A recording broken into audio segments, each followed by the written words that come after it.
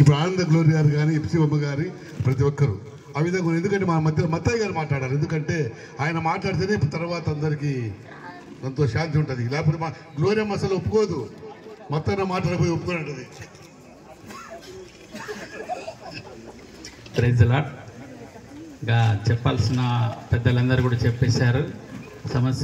సమయము రెండు సమయాలు మనకు ఇందాక ఎఫ్సి బొమ్మ గారు చెప్పినట్టుగా ప్రభు రాకడ సమీపించే సూచనలు ప్రస్తుతం నెరవేరుతున్న సందర్భంలో అయ్యగారు బిషప్ గారికి కానీ రావడానికి ఎంతో అభ్యంతరమైన పరిస్థితులు. ఒకప్పుడు అయ్యగారు మీటింగ్లు పెట్టినప్పుడు ఎక్కడ పెట్టి క్రిస్మస్ అంటే కూడా క్రైస్తవుల కంటే ఎక్కువ క్రైస్తవేతరులు వచ్చేవారు. అప్పుడు సంతోషంగా చెప్పేవాళ్ళు.